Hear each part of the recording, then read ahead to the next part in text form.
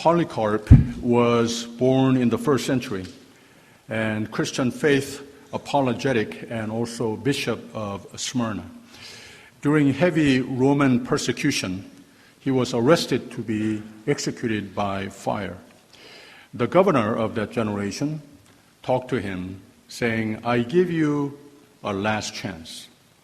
Declare loyalty to Caesar, and once, just once, deny Jesus. Then you will live. Polycarp answered, in my 86 years of life, my Lord Jesus has never once failed me. How can I fail him even once? God is faithful, so I shall be faithful. Polycarp was one who lived for Christ, one who died for Christ. He lived and died as God's precious child, as his servant, and knew the peace and joy and life in abundance and eternity. His life was that way, but his life had impact on millions of souls throughout church history. In line with our passage for today, be faithful. God will be faithful. In Revelation chapter 2, verse 10, Jesus reminds us, be faithful until death, and I will give you the crown of life. Let us all be faithful in God's faithfulness. Let us all be victorious in all that we do, in all that we hope for today, and until that day that we will meet our Lord and Savior Jesus face to face. 아멘. 오늘 말씀의 9절 다시 읽습니다. 그런즉 너희는 이 언약의 말씀을 지켜 행하라. 그리하면 너희의 하는 모든 일이 형통하리라. 형통이라고 하는 말 우리 좋아하죠? 처음보다 끝이 좋아지는 것을 의미합니다. 히브리어 말로는 찰라라고 하는 단어인데 번성, to prosper 또는 성공적, successful 이런 뜻을 담고 있습니다. 성경에 나오는 다니엘이라든지 요셉이라든지 정직하고 하나님의 뜻을 타협하지 않고 산 사람들. 그래서 처음은 그 믿음을 도전하는 세력들로 위협을 받고 감금도 당하고 죽을 뻔하기도 하지만 결국은 나중에 잘 되는 하나님께 인정은 물론 사람들에게도 각별한 존경과 사랑을 받아서 모든 것이 다 잘된 생애를 형통이라고 합니다. 그래서 형통은 믿음을 지키는 삶과 하나님 뜻대로 사는 삶이 방향을 맞춰주는 인생의 결과이다라고 말할 수도 있습니다. 형통은 만사에 막힘 없이 모든 일이 순조로이 뜻대로 잘 된다라고 하는 말이다라고 사전에서는 가르칩니다. 신앙적인 표현으로는 믿음을 지키며 하나님 뜻을 고집하며 사는 사람은 하나님 마음에 드셔서 하나님의 뜻 가운데 모든 것이 다 잘 된다라고 말할 수 있습니다. 형통의 반대말은 불통입니다. 이 말은 언제 씁니까? 되는 것이 없다. 하는 일마다 안 되고 손대는 일마다 잘 못 되고 모든 일이 실패 아니면 허사로 돌아간다라는 뜻입니다. 인생로의 형통과 불통은 누구나 다 경험하는 바이지만 성경이 우리에게 일러주는 바는 하나님 뜻에 맞추어 살고자 노력은 최선은 하며 어떤 상황에서도 하나님을 믿고 의지하면 이렇게 산 믿음으로 살면 그 신실함 속에 하나님의 신실하심을 경험하게 되는 것이다. 형통의 삶을 하나님이 책임져 주시는 것이다. 불통과 같이 여겨질 삶의 장들도 있지만 결국 나중에 가 뒤돌아보면 모든 것이 합력하여 결국 선을 이루는 결국은 형통의 삶으로 살도록 하나님은 다 계획하신 거라고 하는 말입니다. 그래서 사도 바울은 찬양, 신앙 고백이 빌립보서 4장에서 이렇게 기록되어 있는데 형제들아 무엇에든지 참되며 무엇에든지 경건하며 무엇에든지 오르며 무엇에든지 정결하며 무엇에든지 사랑할 만하며 무엇에든지 칭찬할 만하며 무슨 덕이 있든지 무슨 기림이 있든지 이것들을 생각하라. 너희는 내게 배우고 받고 듣고 본 바를 행하라. 그리하면 평강의 하나님이 너희와 함께 계시리라 라고 그랬습니다. 그러니까 바로 사는 것은, 믿음으로 사는 것은, 말씀을 지키며 사는 것은, 형통의 삶이 되는 것은 물론이요, 이 열악한 세상의 이 믿음과 순종 때문에 힘들 때가 더러는 있어도 그 믿음의 사람의 마음은 오르락 내리락 초조했다 평온했다 하는 것이 아니라 늘 하나님 주시는 평강으로 여유와 자신감으로 채우는 거라고 하는 말입니다. 왜 그렇습니까? 평강의 하나님이 함께 하시는 삶이 되기 때문에 그렇다고 하는 겁니다. 이런 격언이 있죠. Luckiest people in the world are the hardest working people 이라고 하는 말이 있습니다. 성공은 운이 아니다, 우연이 아니다, 노력이다 라는 말입니다. 우리 신앙이 그렇지 않습니까? 모든 것이 하나님의 은혜 때문입니다. 그러나 성경은 못지않게 오직 믿음, 그리고 또 행함으로 표현이 되는 믿음, 우리의 의지도 다 중요하다고 가르칩니다. 또 하나의 격언은 God helps those who help themselves 라고 하는 말이 있어요. 하나님이 누구를 도우시나? 열심으로 사는 자를 도우신다라는 뜻입니다. 그래서 제가 늘 말씀드리는 바입니다마는 이 믿음이라고 하는 단어는 성경에서 소개가 됐을 때에 그 헬라어에서 제일 처음 믿음이라고 하는 동사가 쓰여졌는데 모든 동사는 명사의 뿌리를 내리고 있고 명사를 먼저 발견합니다. 그런데 이상하게도 믿음이라고 하는 단어만큼은 피스투오라고 제일 처음 쓰여졌을 때에 동사로 소개가 되더라고 하는 말입니다. 이게 무슨 말인가 하면 믿음은 항상 수동적인 개념이 아니고 능동적인 개념으로 받아야 하는 것이다. 이렇게 살아야 하는 것이다. 수동적 인생관과 능동적 인생관 차이를 그리는 얘기들입니다.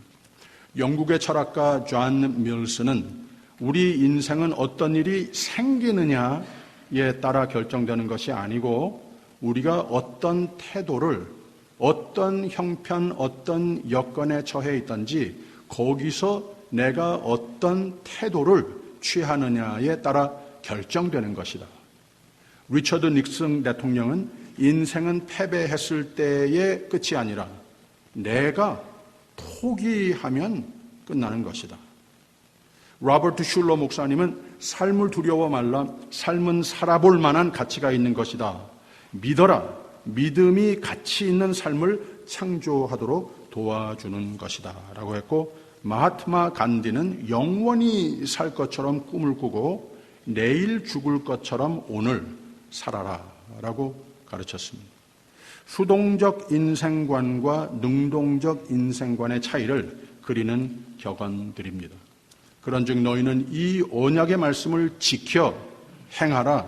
그리하면 너희의 하는 모든 일이 형통하리라 라고 그랬어요.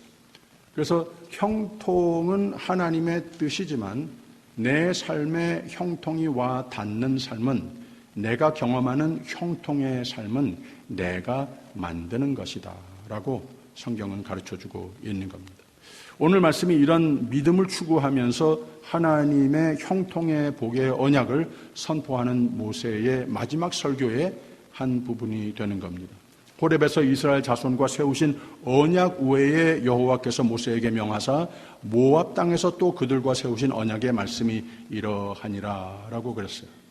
모세가 온 이스라엘을 소집하고 그들에게 이르되 여호와께서 애굽 땅에서 너희 목전에 바로와 그 모든 신하와 그 온 땅에 행하신 모든 일을 너희가 보았나니, 과거형으로 쓰지 않았습니까? 봤지 않느냐고 하는 거예요. 그리고 곧 그 큰 시험과 이적과 큰 기사를 내가 목도하였느니라. 과거형으로 역시 다 봤지 않느냐라고 말을 하고 있는 겁니다. 주께서 40년 동안 너희를 인도하여 광야를 통행케 하셨거니와 너희 몸에 옷이 낡지 아니하였고 너희 발에 신이 헤어지지 아니하였으며 너희로 떡도 먹지 못하며 포도주나 독주를 마시지 못하게 하셨음은 주는 너희 하나님 여호와신 줄 알게 하려 하심이니라. 알지 않았냐고 하는 겁니다. 다 하나님께서 인도하시는 그 기억 가지고 있지 않느냐고 하는 겁니다. 이 하나님의 신실하심을 잘 알라고 하는 말씀입니다. 그러면 너의 미래, 형통의 미래에 대해 얼마나 자신 있느냐라고 도전하는 말씀도 되는 겁니다. 그래서 지금까지는 하나님을 이렇게 기억하는 우리 아니냐, 다 봤지 않느냐 해놓고 그런즉 너희는 이 언약의 말씀을 지켜 행하라. 그리하면 너희의 하는 모든 일이 형통하리라. 믿음은 기억이라고 했죠. 그리고 믿음은 오늘의 나의 처세라고 했죠. 그리고 미래에 대한 소망이라고 했습니다. 그러니 하나님께서 나에게 보여주신 그 하나님의 신실하심을 기억하여 오늘 어떤 상황에 처해 있던지 저 앞에 보이는 요단강을 이제 건너가게 될 텐데 잘 그 앞에 펼쳐지는 세상이 보여지지는 않지만 이거 한 가지 확인하고 가라. 하나님의 신실하심이 너희와 함께 가시느니라. 하나님께서 이미 다 계획하신 형통의 복의 손길이 너를 인도하여 주시리라 하는 거예요. 근데 너희는 이 언약의 말씀을 지켜 행하라. 그리하면 너희 하는 모든 일이 형통하리라 라고 그랬습니다. 믿음의 사람, 하나님의 사람이라고 자부한다면 자신 있으라는 말입니다. 그러니 하나님의 신실하심의 확신, 나의 미래의 형통에 확신이 있으려면 목에 칼이 들어와도 폴리카르프의 교부와 같이 나의 평생 하나님은 나를 한 번도 거부하신 적이 없는데 내가 어찌 단 한 번이라도 하나님을 거부하랴라고 하는 신조로 살라고 하는 말입니다. 사람은 많건 적건 흥하건 망하건 그 현실 속에 현황이 중요한 게 아니라 하나님이 내 하나님이신 줄 알고 사는 것이 중요하다고 하는 말입니다. 하나님을 깨닫는 마음, 하나님을 보는 눈, 하나님을 듣는 순종하는 귀가 중요하다고 하는 교훈입니다. 하나님이 나의 삶의 주인이시다. 신앙 고백이 영원토록 더 중요하다고 하는 말입니다. 무엇에 중요한가? 오늘 말씀은 두 가지의 성경의 핵심 진리를 가르쳐 주십니다. 첫째, 다 하나님의 은혜 맞는데, 둘째, 다 오직 믿음 맞는데, 셋째, 동사화된 믿음을 행사하며 살라고 하는 말입니다. 그러면 하나님께서 이미 다 계획하신 사랑해서 이걸 그토록 우리에게 주시고 싶어 하시는 형통의 삶이 됩니다. 갈라디아서 5장에는 사도 바울이 이렇게 가르쳤어요. 그리스도께서 우리로 자유케 하려고 자유를 주셨으니 그러므로 굳세게 서서 다시는 종의 멍에를 매지 말라. 너희가 다름질 잘하더니 누가 너희를 막아 진리를 순종치 않게 하더냐? 그 권면이 너희를 부르신 이에게서 하나님께서 주신 것 아니라고 너희를 부르신 이에게서 난 것이 아니라 적은 누룩이 온 덩이에 퍼지느니라. 나는 너희가 아무 다른 마음도 품지 아니할 줄을 주 안에서 확신하노라. 그러나 너희를 요동케 하는 자는 누구든지 심판을 받으리라 라고 했습니다. 이게 다 무슨 말인가 하면 하나님은 구원을 베푸시는 하나님이십니다. 하나님은 죄와 세상의 멍에에서 자유를 주시는 하나님이십니다. 그런데 사탄의 계획에는 성도와 믿음의 공동체를 망가뜨리는 유혹을 노상 성도에게 또 믿음의 공동체 속에 퍼뜨리는, 말하자면 형통의 삶을 불통으로 밀어넣는 세력이라고 하는 말입니다. 또 그럴듯하게 성도와 교회를 혼미케 해서 모르는 사이에 하나님의 뜻과 올바른 신앙과 형통의 삶에서 멀어지게 하는 사탄의 계계가 있다는 거예요. 그래서 신앙을 잘 배우고 잘 지켜라 라는 경고를 하는 겁니다. 다시 오늘 말씀과 흡사한 선포입니다. 그런즉 너희는 이 언약의 말씀을 지켜 행하라. 그리하면 너희의 하는 모든 일이 형통하리라. 지난 수요 예배, 목요 예배는 성령 강림 계절의 첫 7주를 성령이 오시는 이유에 대해서 말씀을 나누고, 성령이 성도의 내면에서 말씀으로 말미암아 역사하셔서 성도가 내면적으로 변화를 경험하는 것을 이렇게 7주 동안 공부했던 것을 리뷰했습니다. 하나님 알기 위해서 성령이 오시는 것이다. 말씀을 깨닫기 위해서 오시는 것이다. 믿음이 형성됨으로 내가 누군지 알게 되며 믿음의 공동체, 교회가 하나, 한 몸 되기 위해서, 예수가 기뻐 머리가 되시는 교회가 되기 위해서 오시는 것이다. 성령이 도우심으로 권능의 기도의 삶이 되기 위해 오시는 것이고, 열악한 세상살이 중 평강으로 우리를 살려주시기 위해서 오시는 것이고, 성화, 예수 닮는 삶이 되기 위해서 오시는 것이다. 이렇게 7가지를 7주를 통해서 배웠어요. 8주가 된 금주에는 성령이 오시고 충만케 채우셔서 성도가 이런 내면적 변화를 경험했으면 반드시 하나님이 부어주시는 성령의 열매와 성령의 은사들이 외면적으로 변화가 나타나야 하는 것이다. 이 보여달라고 하는 겁니다. 이런 말씀의 맥락으로 성령의 열매들이 무엇인가, 성령의 은사들이 무엇인가, 그리고 성령의 열매가 성령의 은사가 아닌 것이 무엇인가라는 주제들을 다뤘습니다. 주로 수요 예배, 목요 예배는 온 교회가 다 나오지 못하시기 때문에, 그리고 때로 제가 어떤 중요한 말씀을 나눴을 때 그 자리에 없었던 교우들에게 그 설교 내용을 전하기도 하고, 때로는 제가 한 말이 제대로 제 뜻대로 전해지지 못하는 경우가 있기 때문에 제가 오늘 주제에 맞기도 하고 그래서 잠깐 요점만 간략하게 정리해 드릴 생각이 있습니다. 우리 교회는 신앙적, 교단적, 교리적, 역사적, 전통적 아이덴티티가 있습니다. 이걸 소위 조직 신학이라고 합니다. 왜 조직 신학인가? 오늘 말씀 그대로입니다. 그런즉 너희는 이 언약의 말씀을 지켜 행하라. 그리하면 너희의 하는 모든 일이 형통하리라. 하나님 변하지 않으시니 너희들도 변하지 말라라고 하는 말입니다. 뮤리에 탄인 장로교회는 조직 신학 주류 장로교 교단 의식에 깊이 뿌리 내리고 있습니다. 우리 교회의 한 몸의 식구, 지체가 되신 여러분은 여러 신앙, 교단적 배경을 안고 오셨습니다. 그런데 이 교회의 한 식구가 됐습니다. 참 좋은 겁니다. 그만큼 우리 교회가 하나님의 은혜로 풍성해진 겁니다.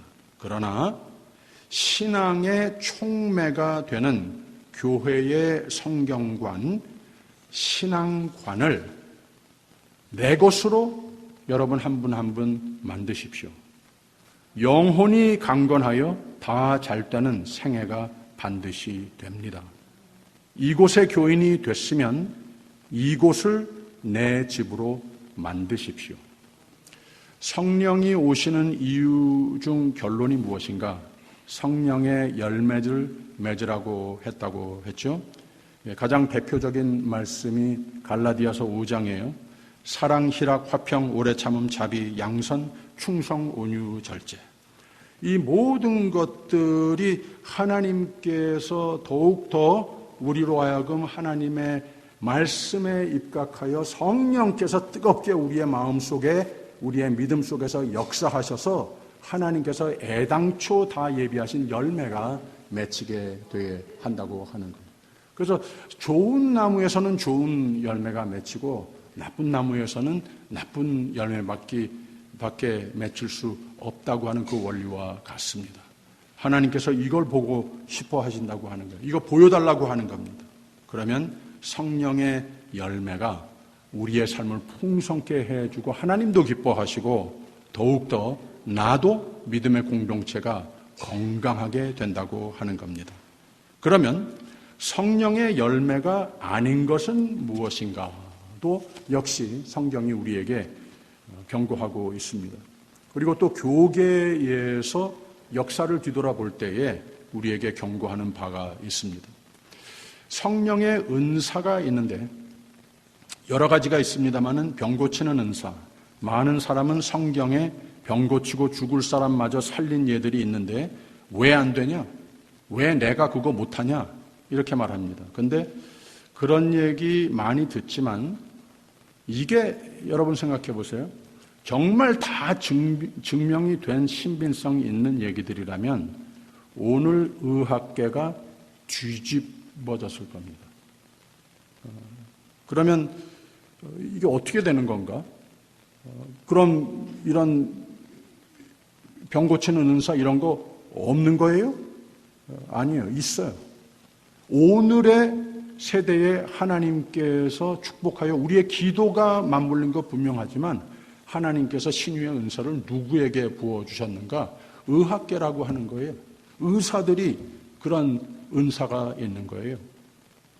그리고 물론 기도로 하나님이 치유의 손길로 환자와 믿음 가운데 함께 하신다고 하는 믿음으로 기적적인 일이 나타날 수 있고 기도해야죠. 그러나 누가 그런 은사가 있다라고 하는 말 아주 위험한 신앙이고 전혀 신빙성 없는 말입니다. 또 한 가지 많이 유행하는 것이 축사입니다. 귀신 쫓아내는 은사, 엑소시즘이라고 하지 않습니까? 이것 역시 소설에 나오는 얘기이지 물론 성경에 수차례 언급되어 있지만 성경에 기록되어 있다고 오늘 내가 그 은사 있다고 주장하는 것은 환상에 지나지 않는 겁니다. 이것 역시 하나님이 오늘도 하실 수 있는 일인 것 맞지만 내가 아픈 사람을 마음대로 귀신 들렸다라고 정의하고 나나 누구를 불러 축사를 행사한다고 하는 것은 매우 위험하고 사실 그 사람이 앓고 있는 병을 무관하고 귀신을 쫓아낸다, 귀신을 쫓아냈다 하는 것은 그 병자를 더욱 심한 병을 앓게 하는 행위가 되는 겁니다. 이런 말들 아무 신빙성 없습니다. 그러면 이런 걸 봤다는데 어떻게 합니까? 이런 거 경험했다는데 어떻게 합니까? 심리학에서는 이런 현상을 뭐라고 부르는가 하면 Power of Suggestion 이라고 말합니다. 흔히 한국에서 이 현상을 어떻게 표현하는가 하면은 최면술이라고 합니다. 심리적 현상인데 문자 그대로 잠을 들게 한다. 이것은 자의 현상이 될 수도 있고 타인의 어떤 술법에 의해 생길 수도 있습니다. 바로 이것이 모든 인간의 뇌의 작동에 의해 생길 수 있는 현상인데 이 최면 상태에 빠지게 되면 자신의 의지와 상관없이 말로나 환상으로나 행동으로나 내가 마음대로 컨트롤할 수 없는 행동, 현상이 나타난다고 하는 말입니다. 꿈과 비슷한 현상입니다. 비몽사몽 간의 잠재의식 또는 말이나 행동이 때로는 춤이나 초능력적인 힘을 발휘하기도 하고 의지와 상관없이 막 나온다고 하는 겁니다. 근데 모든 문화권 속에는 이런 현상을 종교화해가지고는 신접했다. 무슨 능력이 나타났다 하면서 본능적으로 모든 문화권에서는 소위 샤머니즘, 무교 또는 무속신앙이라고 하는 토속 종교가 다 생기더라고 하는 겁니다. 말하자면 모든 인간 사회의 문화는 병을 비롯한 모든 인생의 어려움을 이겨내려고 초인간적인 무엇을 추구하는데 이게 인간의 본능인데 인간 사회의 본능인데 모든 문화의 역사는 그래서 샤머니즘을 공통적으로 나타라고 하는 말입니다. 그리고 아시다시피 한국에도 샤머니즘, 무교는 우리 사회와 문화에 그리고 민족성 형성에 깊이 뿌리 내리고 있습니다. 그러다 보니까 예배를 하다 못해 기도를 하다 못해 인생의 문제 해결을 위한 상담과 목회를 하다 못해 성경에 비슷한 병치유라든지 축사에 얘가 있는 것을 배경 삼아 오늘도 내가 또는 특별 은사를 소유한 자들이 있다. 이런 신비스러운 일을 해낼 수 있다라고 믿게 된 겁니다. 왜 이런 현상이 생깁니까? 그렇게 믿고 싶으니까 그런 게 생기는 겁니다. 근데 여러분, 성경의 용어, 성령의 은사 용어, 예수 이름으로 용어 다 인용하지만 따지고 보면 샤머니즘의 뿌리에 닿아 있는 한참 잘못된 성경적으로 틀렸고 신앙적으로 백해무익한 신앙관이 되고 마는 겁니다. 하나님을 믿는다고 하는 것은 신비스러운 거 맞아요. 그러나 하나님은 신비주의로 빠져들어가는 것은 기뻐 안 하십니다. 그거 신앙 아닙니다. 이런 데 빠진 사람은 그걸 자꾸 찾습니다. 오히려 현실의 삶의 형통으로 도움이 되기보다는 오히려 그거 다 망가집니다. 오히려 현실을 도피합니다. 교회도 도피합니다. 하물며 때로 가정마저도 도피하는 것도 보았습니다. 성령 충만해야죠. 성령의 역사란 분명히 있죠. 그러나 성령이 충만하여 성령의 역사로 성령 하시는 일로 성령의 은사, 성령의 열매가 맺히는 거지, 인위적으로 그 흉내 내려고 애쓰고 그러다 보면 기독교 성경 용어 다 쓰지만 또 하나의 샤머니즘 행사에 지나지 않는 겁니다. 아무 유익이 없습니다. 그리고 또 한 가지 많이 교계에 오해하고 있는 것은 방언, 예언입니다. 이 모든 것을 이 모든 토속 문화, 종교, 샤머니즘의 영향을 받는 것 마찬가지입니다. 소위 성령 은사라고 큰 오해하고 성령 은사와는 아무 상관없고 오히려 올바른 신앙, 올바른 예배, 올바른 성령에 이끌려 살고 열매 맺는 삶 다 혼미케 하고 예배와 성도의 삶을 회방하며 교회의 무익한 모습들이 교계에, 특히 한인교회에 만연하고 있습니다. 이런 게 여러분 다 어디서 왔는 줄 아세요? 120여 년 전에 미국의 오순절 교단이라고 하는 교단이 생겼어요. 1900년도에. 그때의 그 창설자 교단의, 오순절 교단의 아버지라고 일컫는 찰스 파럼이라고 하는 목사가 펼친 운동이 이런 입에서 모르는 소리가 터져 나오는 현상, 이 거짓 방언 운동을 거기서 시작한 겁니다. 그래서 그 교단 내에서도 물론이고 전 세계적으로 막 퍼졌어요. 그 교단도 퍼졌어요. 그런데 참 묘한 게 이런 샤머니즘의 토속 문화가 짙게 펼쳐져 있는 한국 같은 나라에는 무슨 현상이 생기는가 하면은 그 비슷한 교단이 여기저기 생기기도 하지만 그 교단의 영향이 주류 교단들까지 펼쳐지게 됐습니다. 그래서 초교파적으로 하물며 주류 장로 교단들마저도 이 영향을 받게 됐다고 하는 거예요. 그러면 성경에 나오는 방언과 예언이 성령의 은사라고 했는데 그게 뭐냐? 원어의 뜻은 방언이라고 하는 것은 문자 그대로 옛날 말로 방언이라고 번역을 했지만 방이라고 하는 말은 외국이라고 하는 뜻이고 언이라고 하는 것은 언어라고 하는 뜻입니다.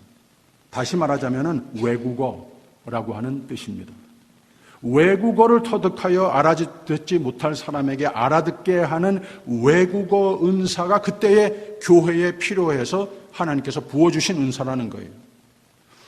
제가 설교를 할 때에 한국말로 설교를 할 때도 있고 필요해서 영어로 설교를 할 때도 있습니다. 그리고 이 동네만 해도 스페니쉬로 예배를 드리는 데도 있고 아예 처음부터 끝까지 영어로 예배를 드리는 데가 있어요. 그 왜 그렇게 합니까? 거기 앉아있는 모든 사람들이 하나님의 말씀을 알아들을 수 있도록. 바로 그 목적으로 하나님께서 우리에게 랭귀지를 주신 것이고 그 자리에 앉아있는데 잘 알아듣지 못할 사람들을 위해서 그들이 편한 외국어로 예배를 부분적으로 인도하기도 한다고 하는 거예요. 이걸 성경에 나오는 외국어 은사를 옛날 말로 방언이라고 번역을 해서 성경에 기록을 한 겁니다. 그래서 말하자면 방언의 의도는 모두가 알아듣기 위함입니다. 모르는 소리를 막 내는 것이 아니라는 거예요. 그리고 성경에 나오는 방언의 예는 전부 다 하나님 말씀을 선포하는 동기에 쓰여진 것이지 기도에 대해서 말씀하는 것은 고린도전서 14장에 딱 한 번 나와요. 그것도 예배, 공중 예배 도중에 하나님께 기도하는 가운데에 많은 사람들에게 하나님만 알아들을 수 있는 그런 언어로서 말을 했을 때에 다른 사람들이 알아듣지 못하는 거냐, 덕이 되지 못한다. 그런 예가 한 가지 있고 다른 모든 경우는 하나님 말씀 선포할 때에 모두가 알아들을 수 있는 동기가 되도록 해라. 그래서 방언의 은사를 주셨다고 하는 거예요. 외국어의 은사를 주셨다고 하는 겁니다. 그 외에 성경에서는 방언이라고 하는 정의를 한 적이 없습니다.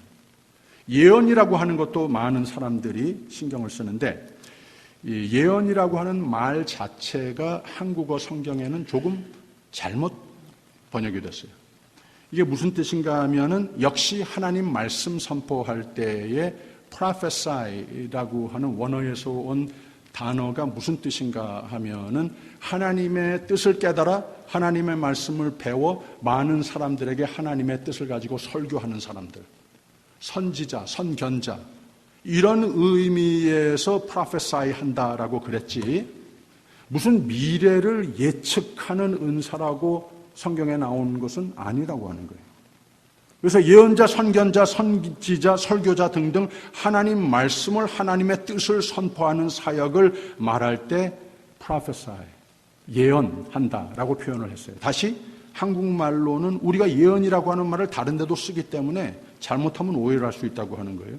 무슨 점치는 것 같은 예언이 아니라 하나님이 이런 누구의 미래를 예측하는 은사를 주신 적 없습니다. 특히 오늘 와서 그런 거 없어요. 다 착각이지. 그러니까 방언 예언하려면 여러분 잘 알고 하십시오. 방언은 외국어라는 뜻입니다.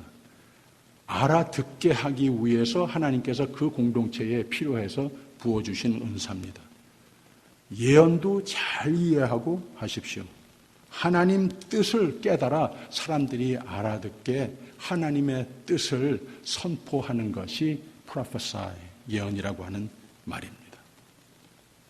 그래서 우리가 꼭 경고로 받아들여야 할 것이 이런 경우가 아니라면 하나님의 뜻과 거리가 먼 이런 모습으로서 내가 이런 모든 성령의 은사들을 행사하고 있다면 나 자신도 도움이 되지 않고 오히려 믿음의 공동체의 정신이 혼미하게 하는 무교적인 샤머니즘 흉내밖에 안 되는 겁니다. 벌은 물을 먹고 꿀을 만들고 뱀은 같은 물을 먹고 독을 만든다라는 말이 있습니다. 같은 세상, 같은 세대, 같은 삶의 환경 조건 속에 살아도 하나님을 여호와 내 주이심을 알고 사는 사람은, 하나님을 깨닫는 마음이 있는 사람은 날마다 주께 가까이 나와 하나님이 보여주시는 눈이 열리는 사람입니다. 하나님의 언약의 말씀을 귀담아 듣는 사람입니다. 그 다음엔 기꺼이 언약의 말씀을 지켜 행하는 의욕이 있는 사람, 그리하면 모든 일이 형통하리라 하시는 말씀을, 그런즉 너희는 이 언약의 말씀을 지켜 행하라, 그리하면 너희의 하는 모든 일이 형통하리라. 우리 교회는 뮤리에타 한인 장로교회입니다. 해외 장로회, 서중노회, 주류 장로교회입니다. 예배를 드릴 때건 기도를 할 때건 구역예배 비롯해 모든 예배와 모임은 성경과 예배와 교리와 전통의 촉매에 의하여 모든 예배와 모임을 통해 하나님을 하나님 뜻대로 경험하는 교회입니다. 그래서 우리는 암만 사람이 요구해도 금송아지 안 만듭니다. 샤머니즘은 흔적이 보이기만 해도 가차없이 떡잎부터 잘라버리는 교회입니다. 제가 옛날에 한번 드린 말씀인데, 김진홍 목사님이 젊은 목회할 때 개척 교회를 열심으로 힘들게 섬기고 있었어요. 근데 하루 예배를 인도하는데 젊은 가정이 우르르 들어와가지고 앉아서 예배를 드리고 있는 거예요. 그래서 기분 좋아서 예배 다 끝나고 나서 친교를 합니다. 어떻게 오시게 되셨습니까? 하니까 그 집안의 아빠가 사실 교회 처음 오는 겁니다. 우리 집은 이 좀 무속신앙의 전통을 가지고 있는 집이라서 누가 아프다든지 문제가 있다든지 했을 때에 이 동네 누구누구 이 남자 이제 무당이 하나 있는가 봐요. 아시지 않습니까? 그분 불러다가 굿하곤 했어요. 그래서 최근에도 그랬는데 그분이 와서 뭐 1시간 지나도록 2시간 되도록 열심히 굿을 했다고 하는 거예요.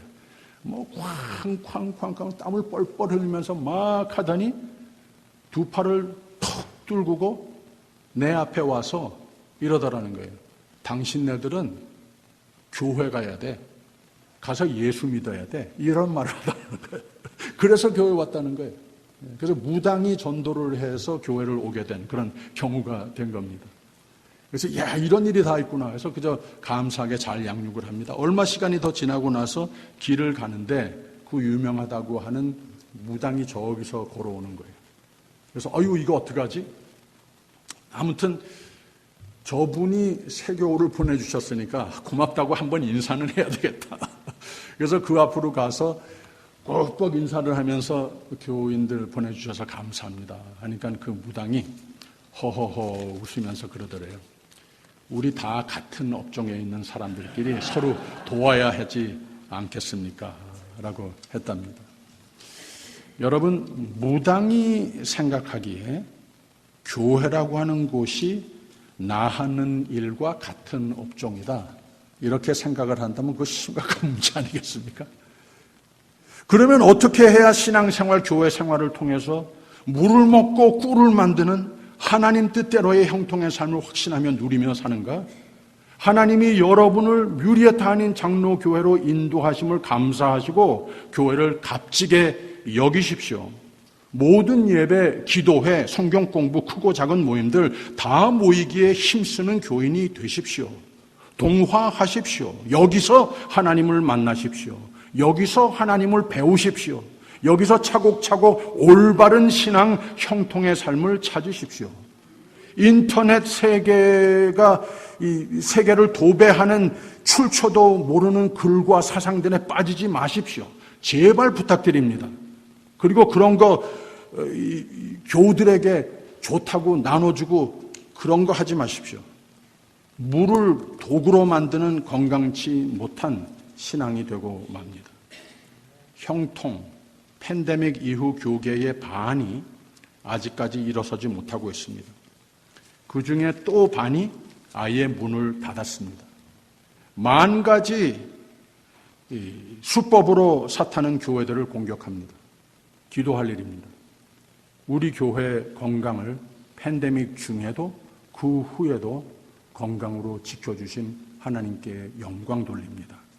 그 후에도 차곡차곡 다 회복해 주셨고 교회와 가정들이 형통의 기쁨을 감사로 누리고 있습니다. 근데 이거 우연 아닙니다. 저절로가 아닙니다. 우리 모두가 그런즉 너희는 이 언약의 말씀을 지켜 행하라 그리하면 너희 하는 모든 일이 형통하리라. 이거 믿고 살았기 때문에 그런 거예요. 변함없으신 하나님의 은혜, 성령의 이끄심으로 그리고 우리 모두의 충성과 충의로 더욱 건강하게 부흥성장하는 교회, 더욱 하나님의 신실하신 손에 붙들려 만사 형통의 복을 누리는 여러분이 되시기를 축원합니다. 내일이 초복인데 초복, 중복, 말복이 있죠. 이 여름철에 있는 이 날들이에요.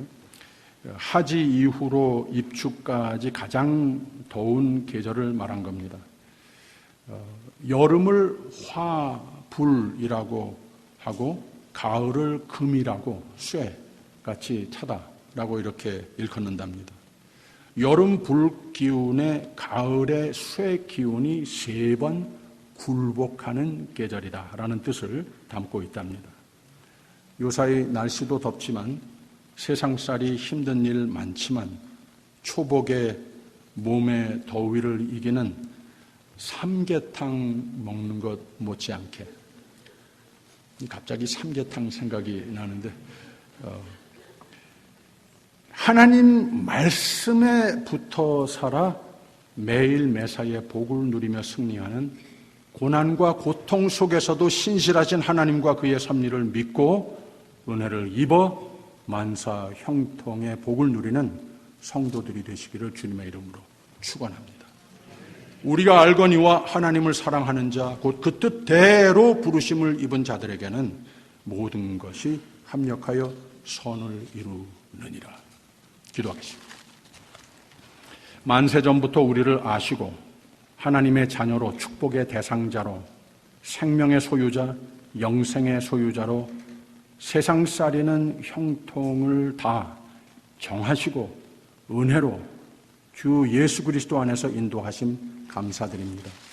하나님의 은혜, 축복, 형통의 삶, 목자 되심의 손길을 잊지 말고 놓지 말고 더욱 강건한 권능의 믿음의 소유자로 승리하며 살게 하여 주시옵소서. 예수님 이름으로 기도합니다. 아멘.